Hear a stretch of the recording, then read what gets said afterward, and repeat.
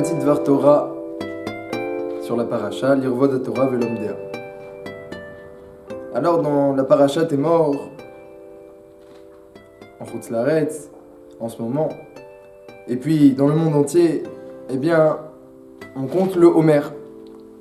C'est marqué dans la paracha t'es mort, et c'est Inyana de Yoma, c'est la mitzvah que tous les Bnei Israël font dans le monde entier. Asher kideshanu bemitzvotav vetzivanu al sfirat haomer. Hachem nous a sanctifié et nous a ordonné de compter le Homer. Et tous les Rishonim se posent la question, c'est quoi cette mitzvah de compter le Homer? Il y a certes une mitzvah dans la Torah de compter 50 jours, 49 jours, 7 semaines, depuis qu'on apporte l'offrande du Homer et jusqu'à Shavuot. Mais cette mitzvah-là n'a aucun lien, a priori, demande les Rishonim, avec le Korban du Homer. Elle démarre avec le Korban, mais elle n'a aucun lien avec le Korban. Et donc, on aurait dû appeler dit Rabbeinu Yerucham, un posek Kadmon, qui ramenait beaucoup dans le Beth Yosef, eh bien on aurait dû appeler cette mitzvah Al-Sfirat Hayamim, Al-Sfirat HaShavuot, et pas Al-Sfirat HaOmer. On ne compte pas le Homer. À la limite, ce qu'on aurait pu dire, c'est Al-Sfirat mi-Homer. On compte depuis le Homer. Mais c'est pas un nosach habituel, donc on n'a pas institué comme ça. Mais Al-Sfirat HaOmer, compter le Homer, c'est bizarre dans la mesure où on ne compte pas vers le Homer, on compte depuis le Homer, et puis surtout que le compte n'a rien à voir a priori avec l'offrande du Homer. Donc un premier étonnement, pourquoi ce compte qui nous amène à Shavuot, eh bien il aurait un lien avec l'offrande du Homer à tel point que, eh bien il en porte le nom. C'est un premier étonnement des Rishonim. Un deuxième étonnement qu'on peut avoir sur ce compte du Homer, eh bien c'est le minhag dans tout Israël, que ce soit chez les Sfaradim, chez les Ashkenazim. Certains le font à la Shul, certains le font à Mincha de Shabbat, de étudier les Pirkei Avot pendant le Homer. On se prépare à Shavuot en étudiant les Pirkei Avot. Les Pirkei Avot n'ont pas forcément trait à Shavuot, n'ont pas forcément trait à Matan Torah. C'est des paroles de Moussar, des paroles de morale. Il y a le chapitre 6 qui parle spécialement de l'étude de la Torah, mais qui est pas vraiment en plus dans Pirkei Avot. Comme l'a dit Rabbi Meir, eh bien, Shanu Chachamim Milshon HaMishnah. C'est des braïtot qui ont été enseignés, mais c'est pas vraiment, eh bien, des Mishnayot Gmurot. Donc, Beikaron Pirkei Avot ne parle pas de l'étude de la Torah. Eh bien, ça parle du Moussar, du Derech Eretz, des bonnes midot. Et pourtant, eh bien, c'est ça qu'on étudie en attendant la Torah. C'est aussi une question, un étonnement qu'on peut avoir pendant cette période du Homer. Alors, qu'est-ce que c'est ce conte? Dit le Sefer HaChinour. Eh bien, le sens simple de ce conte. Pourquoi on compte et pourquoi jusqu'à Shavuot? Eh bien, puisque tout le but de la sortie d'Égypte, dit le Sefer HaChinour, dans la mitzvah 306, puisque tout le but de la sortie d'Égypte, c'est d'arriver à la Torah, comme c'est marqué dans la paracha de Shemot, quand Hachem a dit à Moshe Rabbeinu, tu sais pourquoi je vais libérer les Bnei Israël? Asher ta'avdun et Elokim ala harazeh, parce qu'ils vont servir Hachem sur cette montagne-là, au Har Sinaï, en recevant la Torah. Donc Hachem a dit à Moshe Rabbeinu, voilà le but de la sortie d'Égypte. Ta'avdun et Elokim ala harazeh. Eh bien donc, puisqu'on a été maintenant sorti d'Égypte, on a célébré, et nous-mêmes on est sortis d'Égypte, alors, eh bien on compte. On compte pour montrer qu'on attend le but de cette sortie-là. Comme un prisonnier à qui on a annoncé sa libération et qui compte les jours jusqu'au grand jour J de sa libération. Nous aussi on compte depuis la sortie d'Égypte pour arriver à Matan Torah, qui est le but. Voilà ce qu'explique le Sefer HaChinour. C'est ça le sens simple du conte. Une sphira, un conte, c'est parce qu'on attend. On attend avec impatience devant nous le jour J. Mais ça n'explique toujours pas la notion de Homer. Pourquoi on doit arriver au Homer? Alors qu'est-ce que c'est la mitzvah du Homer? C'est marqué dans le Sefer HaChinour, mitzvah 302, 4 mitzvot avant, que la mitzvah du Homer, c'est eh bien une offrande, comme on le sait, d'orge, d'une mesure d'un Homer, qui a comme but de permettre la récolte. Parce que voici que toute la récolte de céréales est interdite. Depuis le 15 Nissan de l'année dernière depuis le 16 Nissan de l'année dernière jusqu'au 16 Nissan de cette année, tout ce qui a poussé est interdit. Et en Eretz Israël, et même en Chutz Laaretz, Mishnah Berurah ramène que Beikaron, on tient que Chutz Laaretz c'est un Issour d'Oraita, Gamken. Et donc, eh bien, quand arrive ce jour du Homer, on apporte une offrande à Hachem le 16 Nissan. Et c'est cette offrande qui va permettre tous les céréales qui ont été récoltés, qui ont poussé, qui ont été récoltés l'année précédente. c'est ce qu'on appelle la dvoie Yeshana et la dvoie Chadash. C'est le Issour de Chadash, c'est quoi? C'est un céréal qui a poussé et qui n'a pas encore vu la mitzvah du Homer, qui n'a pas encore vécu la mitzvah du Homer. Tout céréal qui a poussé et qui n'a pas vécu, entre guillemets, la mitzvah du Homer est interdit. Donc quand arrive ce 16 Nissan, on amène une offrande Hachem et ça permet tout ce qui a poussé, tout ce qui a été récolté. Par contre, la dvoie qui est en train de pousser en ce moment même, la Chadash, elle est interdite jusqu'à l'année prochaine, au jour du Homer, le 16 Nissan. Alors, pourquoi cette mitzvah-là? Dit le Sefer HaChinuch, Mishorshei mitzvah, la raison de cette mitzvah, c'est parce qu'il faut se rappeler que le chesed qu'Hachem nous fait, c'est lui qui nous donne tous nos besoins, et le céréal, c'est le besoin essentiel, le besoin le plus basique de l'homme. Donc il faut se rappeler que c'est Hachem qui nous envoie tous nos besoins, et donc en interdisant la récolte, et en ne la permettant qu'avec une offrande à Hachem, ça nous rappelle que c'est lui qui nous offre tout, qui nous donne tout. Et mitorkar, lorsqu'on va se rappeler, dit le Sefer HaChinuch, on va réfléchir, on va se rendre compte, on va réaliser que tout nous vient d'Hachem, alors on sera raoui à recevoir encore plus, dit le Sefer HaChinuch. Et c'est ça le but. Hachem, il veut nous donner, mais faut-il qu'on soit apte à recevoir. Donc lorsqu'on se rappelle, on réfléchit, on réalise que tout vient d'Hachem, alors on est encore plus apte à recevoir, on pourra recevoir encore plus de brachot, et il dit, Sefer HaChinuch, c'est ça le but de la création, qu'Hachem nous fasse du chesed. Donc rendez-vous apte à recevoir du chesed d'Hachem. Rappelez-vous de qui vient le céréal, de qui vient tout ce que vous avez, tout ce dont vous avez besoin. Ça c'est le inyan du korban du Homer.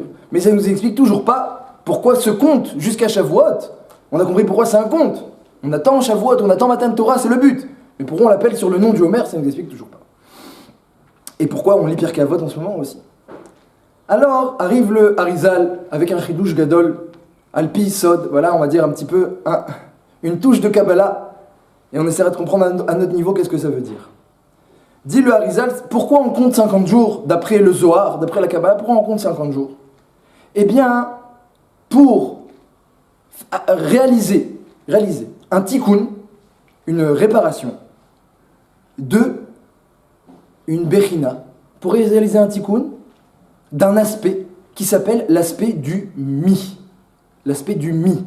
Le mi, qui veut dire littéralement qui,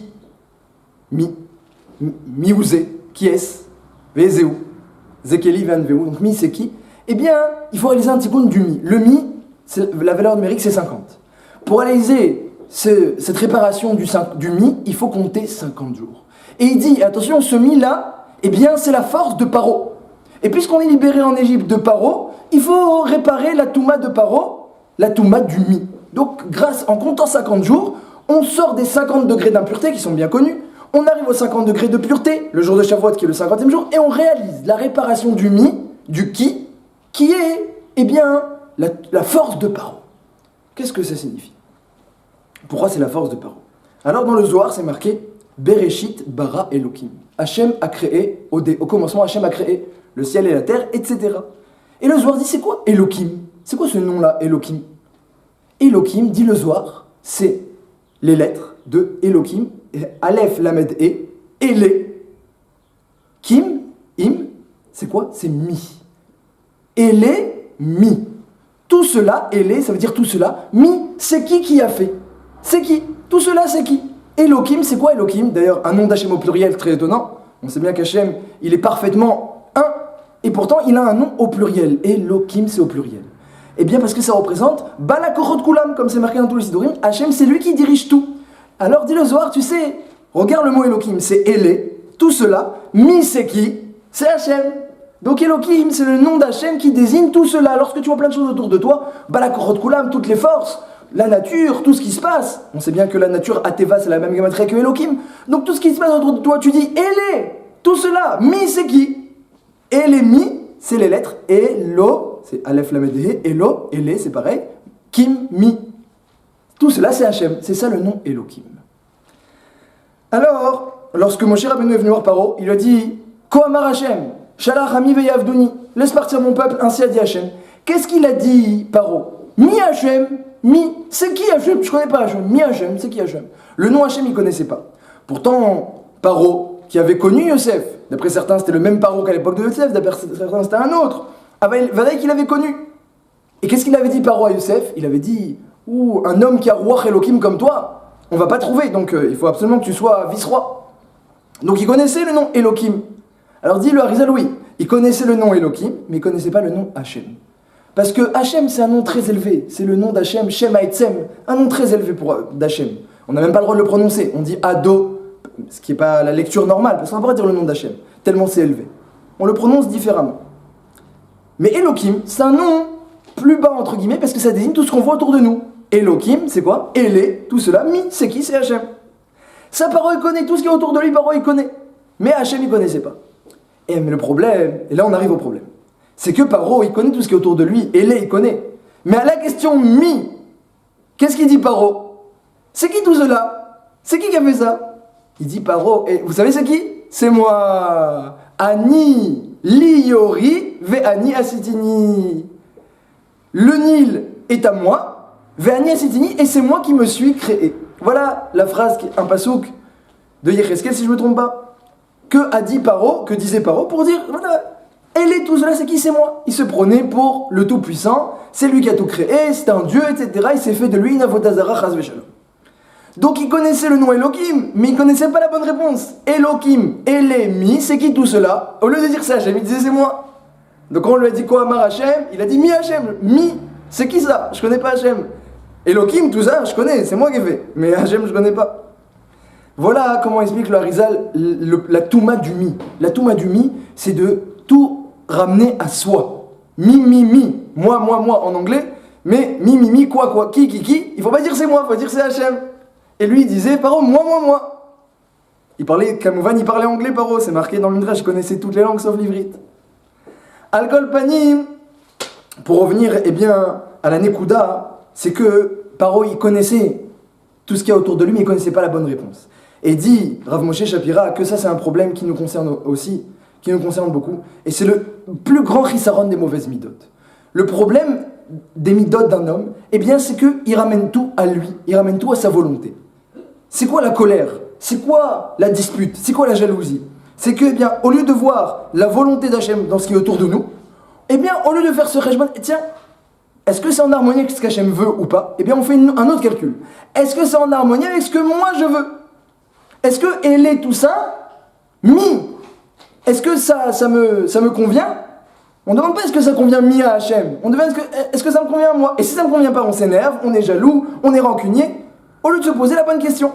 Donc en réalité, la Touma de Paro, elle nous habite un peu à chacun, et peut-être aux Bnei Israël qui sont sortis d'Égypte encore plus. Elle les habitait.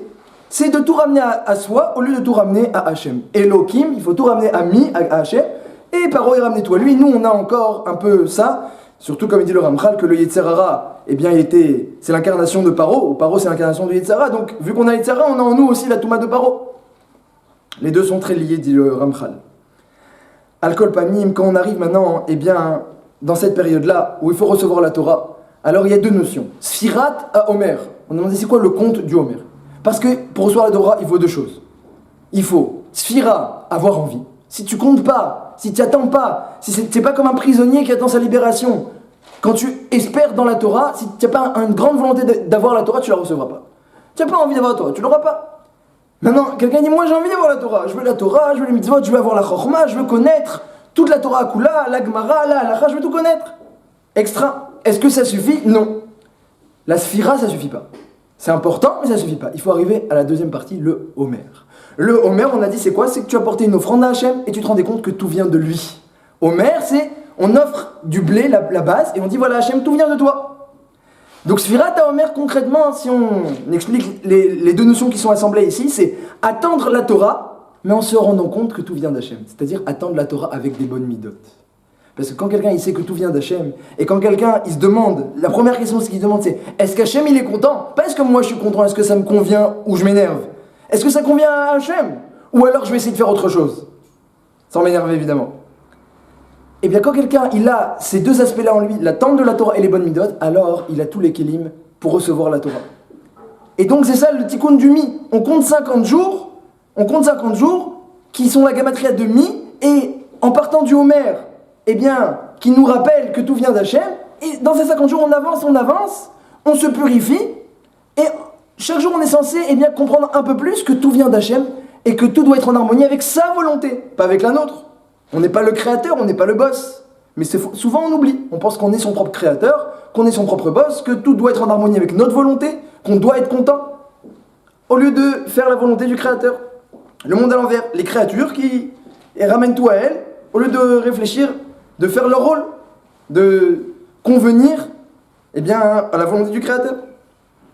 Ça, c'est une avoda très difficile, c'est l'avoda du Homer. Ça demande beaucoup de moussar, de midot, de Pirkei Avot. Donc c'est pour ça que Minhag Israël d'étudier Pirkei Avot. J'ai lu que c'est pour ça qu'on chante Amar Rabbi Akiva, pendant cette période on chante la chanson Ashrechem Israël, Lifne mi atem metarim, ou mi metar etrem. C'est quoi cette allusion de Rabbi Akiva, Lifne mi atem metarim? Devant mi, vous vous purifiez. Devant qui vous vous purifiez? Ou mi metar etrem, et qui vous purifie? Avirem Shebashem, votre père. C'est une allusion, j'ai lu dans le Sefer de Rav Karlstein, c'est une allusion que, c'est les 50 jours qui vous purifient. Chaque jour, il y a une purification. Et c'est cette notion de savoir que tout vient d'Hachem et que tout doit être en harmonie avec sa volonté. C'est ça qui vous purifie. Et c'est ça qui va vous rendre capable de recevoir la Torah. Et quand quelqu'un y réfléchit comme ça, il y a beaucoup moins de problèmes de midot. Il y a beaucoup moins de problèmes de jalousie. Il y a beaucoup moins de disputes et de marloquettes. Parce que toujours il réfléchit, qu'est-ce qu'Hachem il attend. Et comment on peut faire plaisir à l'autre. Pas comment on fait plaisir à soi, comment on peut faire plaisir à l'autre. Au lieu de se demander quel intérêt je peux tirer, on va te demander quel intérêt l'autre il peut tirer. Parce qu'on sait qu'Hachem il attend ça de nous. Qu'on fasse du recette comme lui, qu'on le ressemble.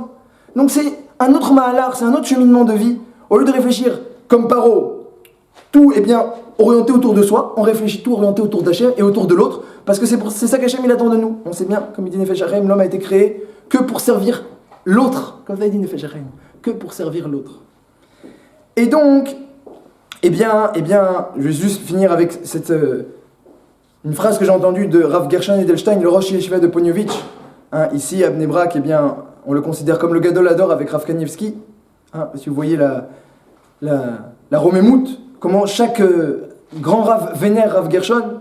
Alors, c'est impressionnant, il est vraiment vénéré, lui, très très humble. Le Chazon Ish a dit sur lui, il n'a même pas un huitième d'un huitième de Gahava. Et donc Rav Gershon Edelstein, Shlita, il répète tout le temps une chose. Il dit Ikar Midas Teves. Le Ikar, c'est les bonnes midot. Ikar Midas Teves. Le Ikar, c'est les bonnes midot. Ça veut dire que Bekaron, un homme, essentiellement, c'est un être humain. Et donc, vu qu'un homme essentiellement c'est un être humain, il doit être parfait dans son côté humain.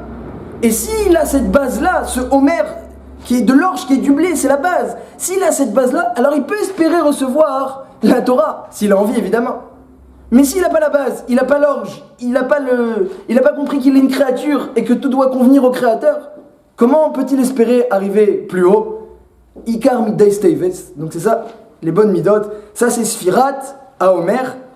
Les 50 jours où on se purifie, le Chiddush Harim il dit qu'un homme il pourrait sentir théoriquement, chaque jour un niveau de plus de purification, parce que c'est ça qui se passe en ce moment, qu'on s'en rende compte ou pas, c'est ça qui se passe en ce moment. Chaque jour on se purifie un peu plus, Hachem nous purifie, et donc il faut aider Hachem entre guillemets, Tenu Oz Elokim, à nous purifier un peu plus, à améliorer sa midot, à réparer le mi de Paro, en répondant à la question correctement, mi, Hachem, pas mi, moi.